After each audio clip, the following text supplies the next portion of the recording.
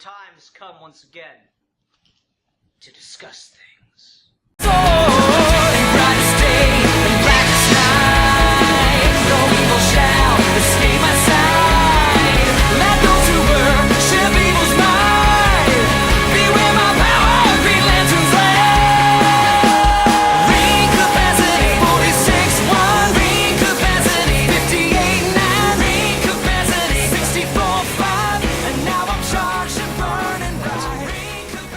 Good enough. Alright.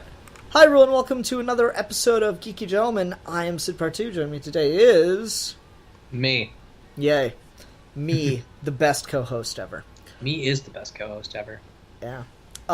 Anyway, today we're continuing our character discussions, and Steve, we were talking about my personal favorite Green Lantern today, Mogo. And when I tell people that Mogo is my favorite Green Lantern, they look at me and go like, but Mogo doesn't have a character. And I'm like, yes, Mogo does. Mogo shows up and solves everybody's problems. Mogo is planetary god. Yeah, Mogo is the shit. Mogo's like hilariously just the most competent Green Lantern. Like Hal Jordan, I love him to death, but he's a fucking blockhead. Yeah. I mean, that's the best part. Yeah, it's totally the best part. So, like, he just lucks into situations where as Mogo shows up, he's like, Mogo just knows shit. It's been around for billions of years. It's thought of this and knows how to deal with stuff. And I try not to use the word he to describe Mogo, or she for that matter, because Mogo is a genderless character, and I find that interesting. But unfortunately, the books say big guy, he, they gender Mogo male so often that it kind of slips on me. So we'll see how far I get with that. Anyway. Yeah. So you were saying before we started recording, you know nothing about Mogo. I didn't say I know nothing, but, like, I know very little, because I've read very little Green Lantern. Well, I mean, you don't have to read a lot, because there's not... There's a lot of stories with Mogo, but there's very few that, like, do much with Mogo. Yeah, I mean, I've read the original Alan Moore story where he first shows up on the planet, and that's awesome. Mm-hmm.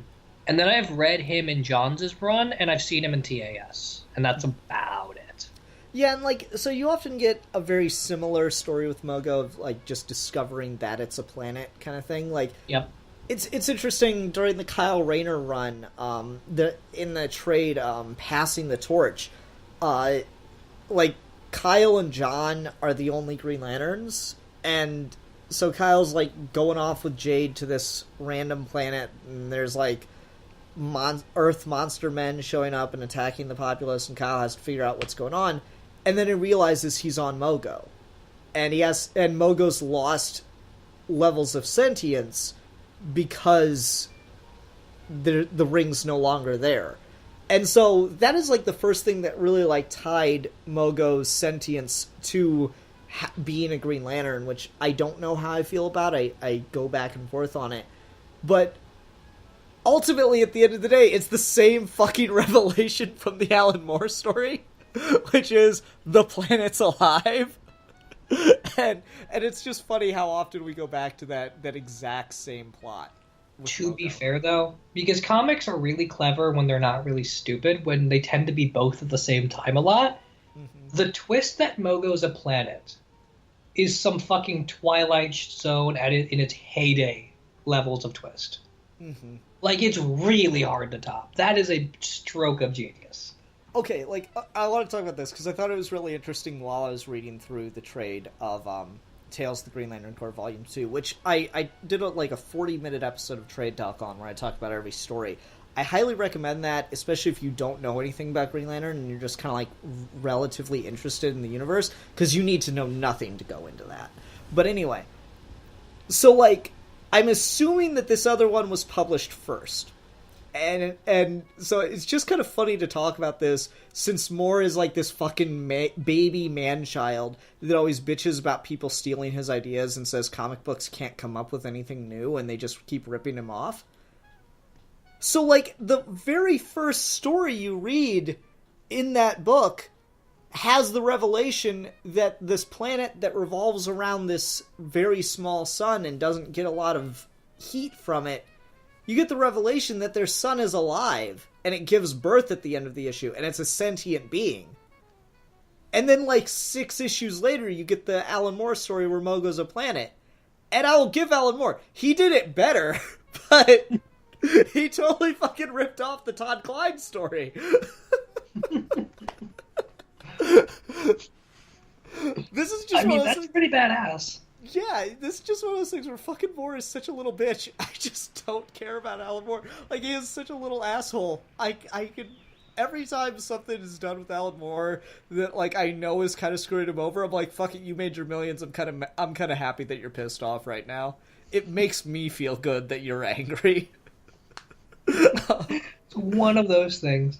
Yeah. So, no, you're right, though. Like, the revelation that Mogo is a planet is just so perfect. And I love the Emerald Knights animation of it. Oh, because, God, the guy they get for Bolfunga the Unrelenting is brilliant. Like, he sounds like a professional wrestler. Bolfunga!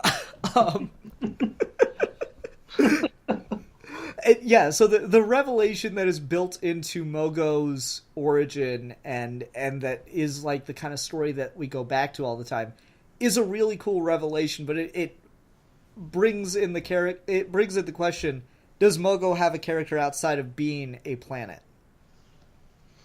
See, and I think that's the interesting thing about Mogo is how much of that planetoidness plays into that character, where I love the idea that Mogo is the Green Lantern Corps' secret weapon, but because it's a planet, there are certain obstacles and only certain things it can do. We're like, I don't think Mogo's expected to patrol in the same way all the other lanterns are, because it's a fucking planet. And that's actually why my second favorite Green Lantern is Boost, who's one of the smallest members of the Corps, because he's just like a housefly, and he's Mogo's sector partner, but because Mogo can't go out on patrol very often, Boost is like hella busy. And that's that. It's adorable, man. It's absolutely adorable. And I was so mad that they ended up killing Boost in the Green Lantern Corps book, because God, I wanted someone to just do a Boost story. Because like the first time he shows up, he's like, "Sorry, I'm late, space pirates," and it's the coolest thing ever. But yeah, like the question of is Mogo a character outside of that? I found it really interesting what they were starting to do, and they kind of got a little wishy-washy on it. It's comic books, someone starts a brilliant premise, no one picks it up kind of thing. Where they made Mogo Dagobah. They rolled Yoda Dagobah into one character and just made it Mogo for the Green Lanterns. Like, Mogo became the or the better analogy might be Yoda, Dagobah, and Deanna Troi rolled into one character because Mogo became the counselor for the Green Lantern Corps. And I thought that was really, really cool. That's kind of fascinating, because you just think of the idea of what is a planet's perspective look like? Yeah. And how it mentors you in that way. Yeah, and it was like, they do some really interesting things with that, where like Green Lanterns would do something like, you know, it because they really did take the Green Lantern book and the Green Lantern Corps book in a more of a war direction, where it kind of always been a cop book before. They really did start to treat it as like sci-fi wars, Star Wars, if you will. And so they had Green Lanterns doing a lot of like really, you know, epic stuff, but with that epicness comes, you know, the fact of the matter is you're killing armadas, you're killing people, and that weighs on you. And so like these guys would go to Mogo, and guys and girls would go to Mogo and like kind of unpack that shit with him. And that was really, really interesting to me. Yeah, no, I like that. They did to a certain extent that with the animated series too, right? Where Mogo's not necessarily like Dagobah or a counselor there, but there is like a weird level of mysticism inherent to him or them. Oh, definitely. Like I really, really liked the Saint Walker origin for Mogo. Yeah. Like having Saint Walker go to the battery and like That's such a good episode where St. Walker climbs, or like is looking for meaning on Mogo, and is asked where to go to look for it, and is shown the top of a mountain. So St. Walker climbs this mountain, he gets up there, and there's nothing. And he's like, is this some kind of trick? Some kind of lesson to teach me that there is no hope? Well, I don't believe you, Mogo. There will always be hope. And that's when he presents him with the blue battery. And it is so incredible. I love that. Yeah, Satan Walker in that whole show is just great. Yeah, and like Mogo just gets such a badass moment in that show when he shows up to help fight off the Red Lantern Armada. It is so fucking epic. Because, like, Kilowog's on his last stand there, and this is, like, the thing that Mogo does all the time, and it's so fucking cool, where like, everything looks hopeless, and then all of a sudden there's just a shadow of an eclipsing kind of shadow comes over, and everyone looks up and they see Mogo, and Mogo does something badass as fuck. Like, you read Blackest Night. Did you read the Green Lantern Corps side of Blackest Night? If it was in the omnibus, I probably did. I don't know if it was or not, because it wasn't written directly by Johns. It was written by the crew writing the Green Lantern Corps book. But then maybe, because I think those omnibi included Green Lantern Corps, at least in the first one they did. Okay, well, like, I love the moment in Blackest Night where you have Kyle and Guy on Oa fighting off the hordes of Black Lanterns that are just pouring into Oa to try to overwhelm the central battery so that the Green Lanterns can't fight anymore.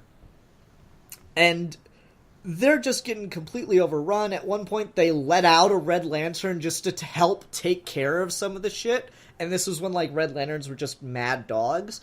They just throw one out into the fucking mass of Black Lanterns just to scrape off a couple.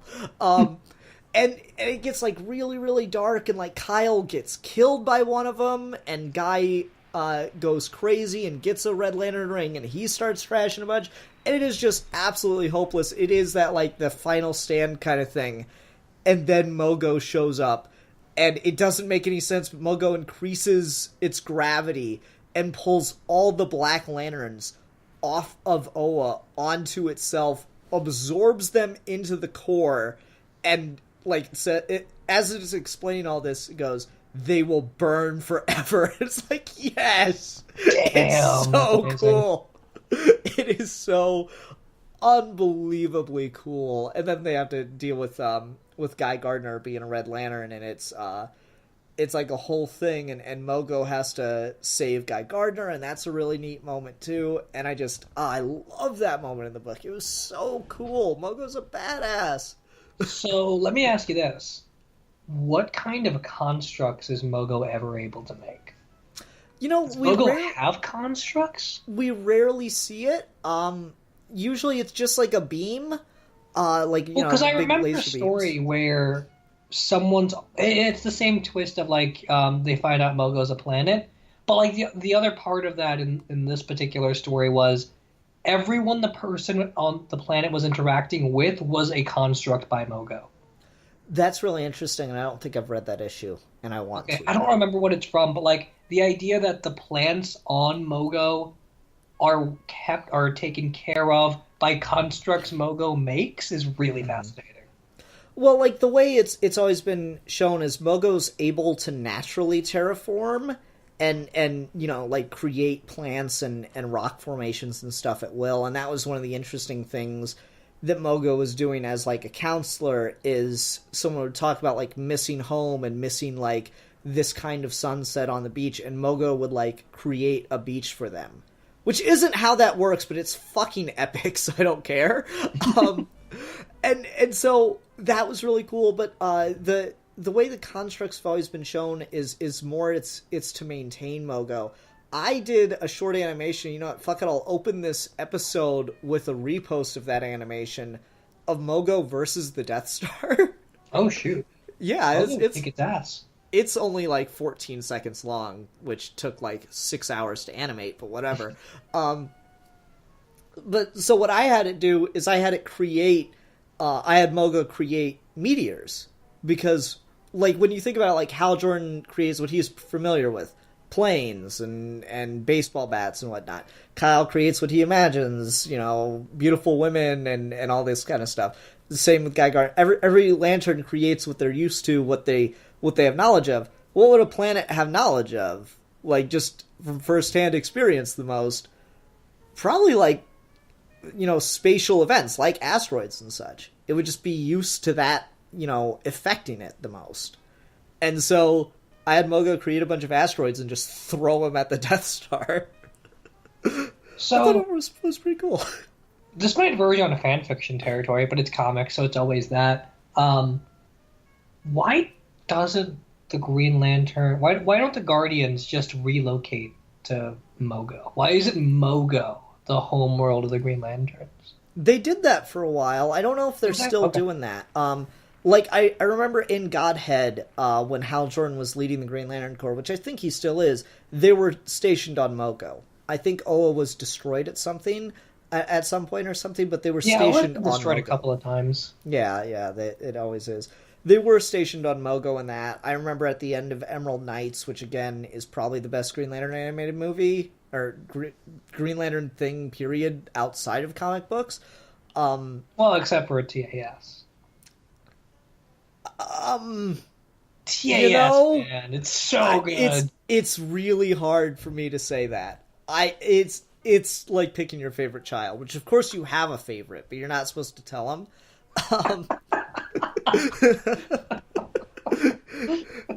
You're not a bad parent. I told you I love you both equally. You're not the one. Like, you're not a bad parent if you have a favorite child. You're a bad parent if you tell a child that they're your favorite. I tell my mom that she has a favorite grandson, and she says, well, it's just because I've loved Gavin the longest. And so... Better hope the other one isn't listening. I know, right? But anyway, so in the animated movie Emerald Knights, they destroy Oa by throwing it at Krona, and they just, like, kind of offhandedly mention, Mogo has volunteered to be our new home planet for the time being until we can locate another one. And I'm like, yeah, why though? Why not just have Mogo... Like, I don't know, because if you make Mogo the permanent home of the Green Lantern Corps, then you kind of, like, strip away Mogo's ability to just show up and be awesome. Which is kind of my that's favorite fair, thing ever. but then you also strip away the idea that Oa is easily destroyed and just a plot device.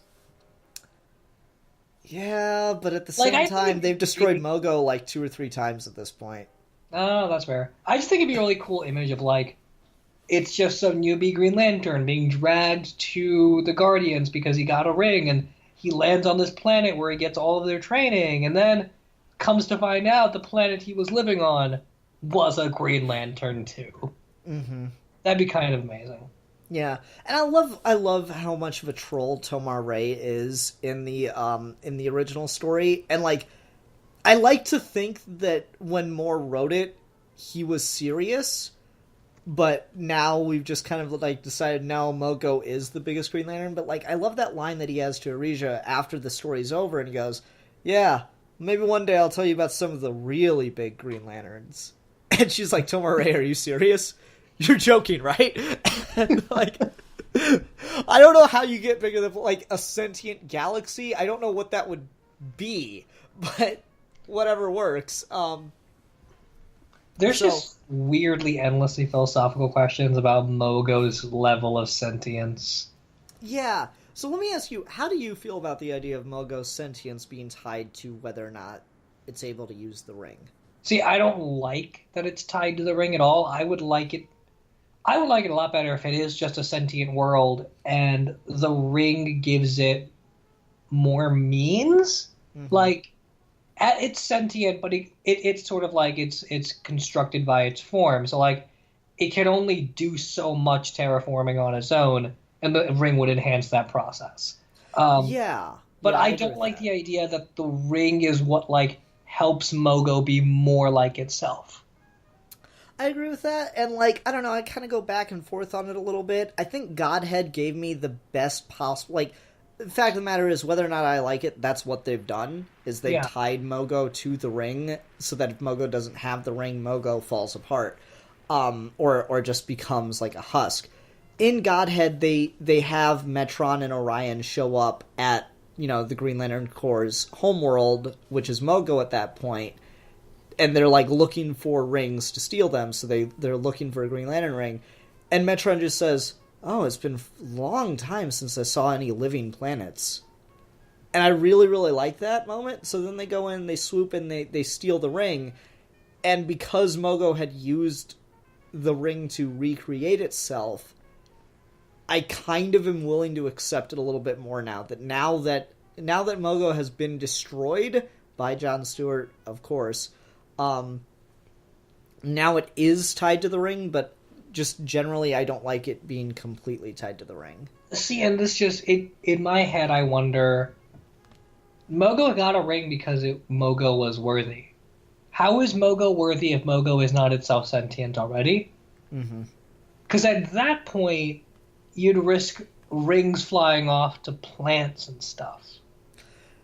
Yeah, and I think the case just has to be that the because they've given Mogo an interesting role, because technically, like, anybody, given that the Green Lantern ring works by focusing the user's will, technically anyone could use one if they have a strong enough will. And I've made the argument that, like, I've had this argument in forums over the years. What color ring would the Joker get? Yellow, because he creates fear in people?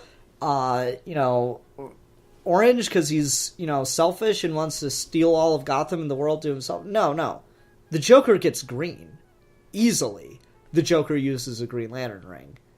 Because he's a bastard and he never gives the fuck up. But the reason that people like the Joker don't get a Green Lantern ring is because the Guardians gave Mogo the job of basically performing a moral scan on the person, if their morals are in the right ballpark for what makes a good Green Lantern. And I think they gave him that after Sinestro. See, and that's why I like it better when Mogo is just Mogo, and that the ring is just an enhancement. Sorry, go ahead. For me, like, I agree, but the fact of the matter is they've done what they've done, and so now I have to find a way to live with it. No, that's fair. It's interesting enough that, because Mogo seems like they're a really important character to Green Lantern lore, but they're used so sparingly that you could kind of do anything at any point.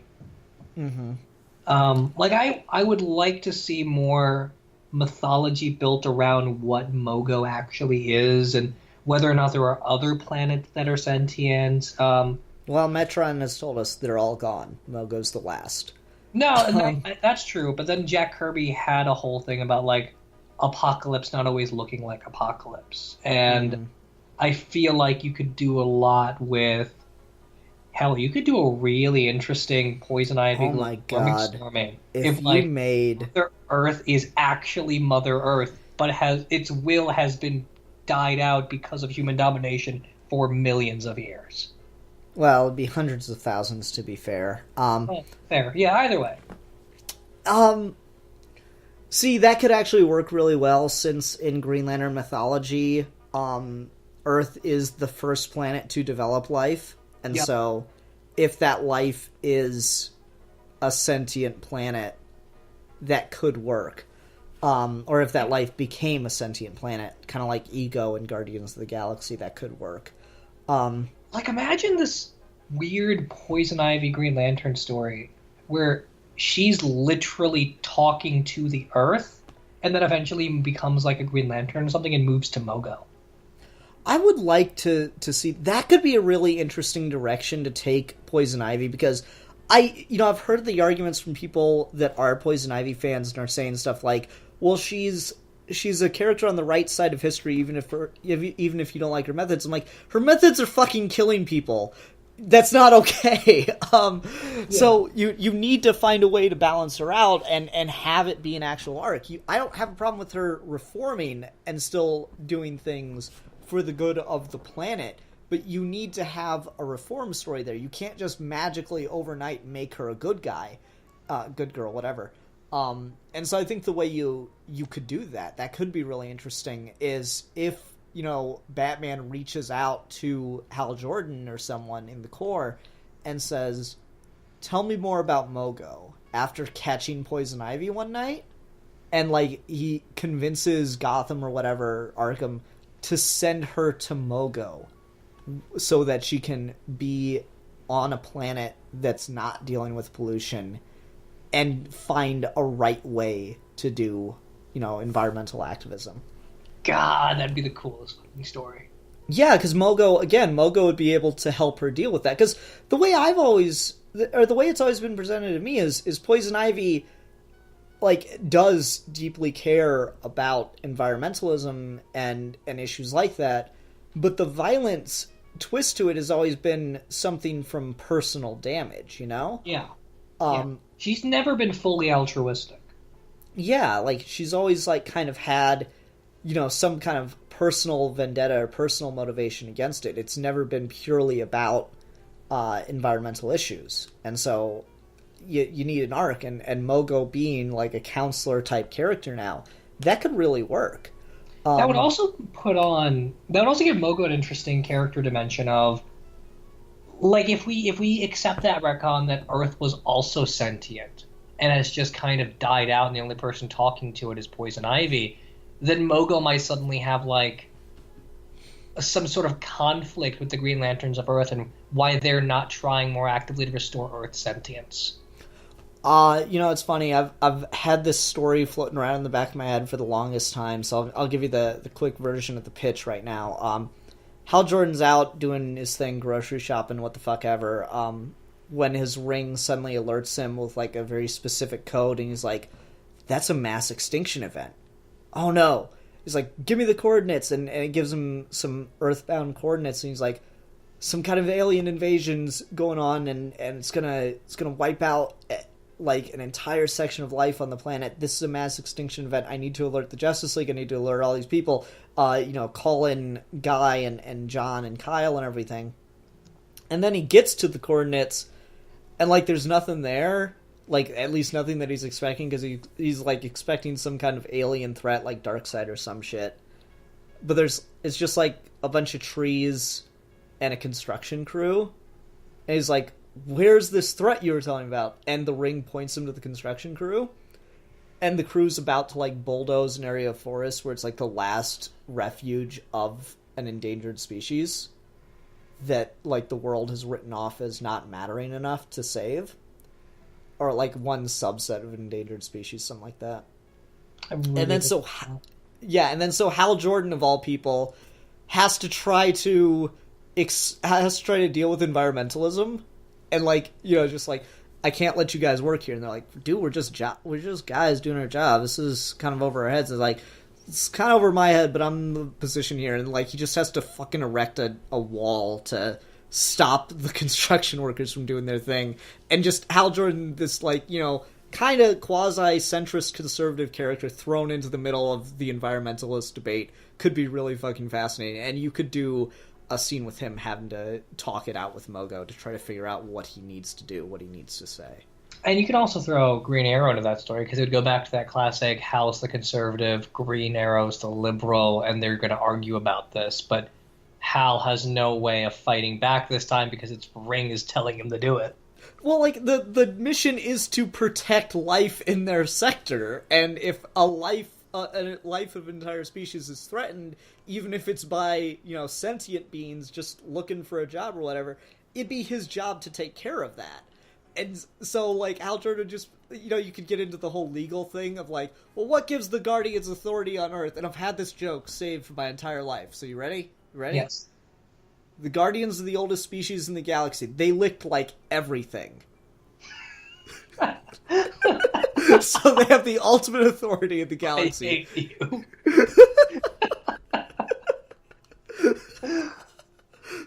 That has been my joke since I saw the In Blackest Night 2-parter of Justice League with Jon Stewart on trial, because they literally get into the politics of what gives the Guardians the authority to appoint a universal police force. And the oldest race, they licked everything, they got dibs. They had dibs before your iotas even existed. Exactly. But to wrap it back to Mogo, I do want to talk about one other thing that I thought of. Because when I was writing the Rotlop fan thing, I really, really did think about introducing a scene where Rotlop fan goes to talk with Mogo as a counselor, but I just decided it was ultimately unnecessary to the story. But I had this really, really cool idea for how Mogo should talk, and I want something else to do it. So, when you read the comics, Mogo's speech balloons don't, come from a tree or out of the ground or something. They just kind of, float around. And so the way I've always imagined that in my head is Mogo doesn't, physically talk with a voice, but uses ambient sounds from around the surface of the planet to form sentences to interact with other people. Theoretically, kind of like how people can play music to make it sound like there's lyrics when there aren't. Yeah, something like that. So, birds chirping and shit like that, kind of all forming the sounds of words together. That'd be really hard to do, but it'd be so fucking cool. Yeah, and I mean, sound design's an interesting field. So, the way I thought about doing it is, you get an actor to actually read the line, and then you kind of just take their waveform and you recreate that with nature sounds. That'd be so cool. Yeah. I don't know how well it'd work, but I think it'd be really interesting. It'd be a cool experiment, if nothing else. Mm-hmm. Okay, what else can we talk about? We need to go to recommendations with Mogo. So for me, I'm going to say the original story, the moment in Blackest Night, and I really, really like the second appearance of Mogo in Green Lantern the Animated Series. Yeah, I mean, the big thing I know him from is going to be Green Lantern the Animated Series and that original story, but then also the one I mentioned earlier where Mogo creates life on his own planet, and that one was really cool. Mm-hmm. Okay. Steve, what character are we going to be talking about next time? Next time, let's talk about... let's see, what's another character I really like? Let's talk about... Fuck it, jumping into this one. Luke Skywalker. Oh my god, yes. Yes. Let's do it. Let's explain why Last Jedi is correct. Awesome. All right, everyone, thanks very much for watching. Until next time, I'm the Philosopher. And I'm the Exile. And we are your geeky gentlemen. And we will be discussing things.